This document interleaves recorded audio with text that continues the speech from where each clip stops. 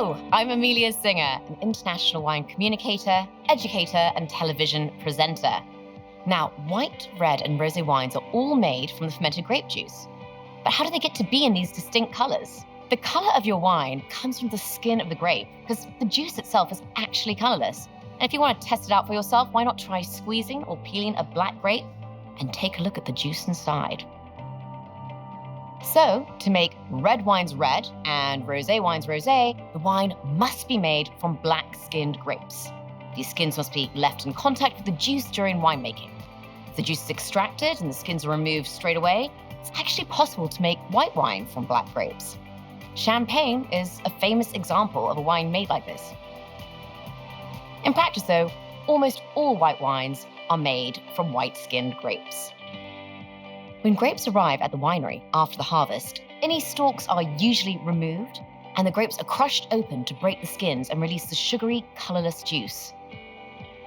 When making white wine, the grape skins will typically be removed straight away. The crushed grapes undergo a process called pressing, in which machines separate the skins and the seeds from the grape juice. This clear, sugary liquid is then fermented into white wine. For red winemaking, however, the grapes aren't pressed until after fermentation. The grapes are crushed, and a mixture of skins and juice is created, which is then fermented together.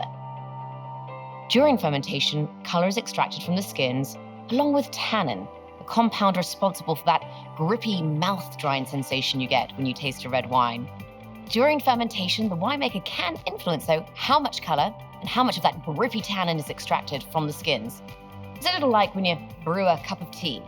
The longer you leave the tea in contact with hot water, the deeper the color will become, and the flavor will also be stronger and more bitter because tea actually contains tannin.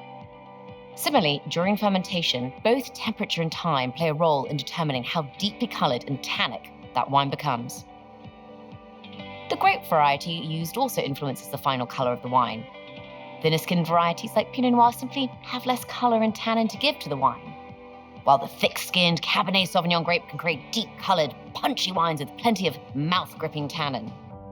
Only after the fermentation is complete are the skins pressed and separated from the wine. Rosé wines also get their color from black grape skins, but these wines are much paler in color and don't have tannins. Most are made by soaking or macerating the crushed grapes for a short period, enough time for the skins to stain the juice a delightful pink color.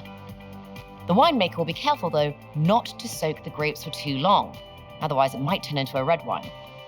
So before the tannins have been extracted, and when the juice is the right shade of pink, it will be separated from the skins and fermented much like a white wine. If you try a few different wines side by side, the differences in their depth and color will be clearly visible. While the color of a wine may change as it gets older, the appearance of any newly made wine is determined almost exclusively by contact with the grape skins. We hope you enjoyed this 3-minute wine school. Visit WSETglobal.com to find out more about taking a WSET course.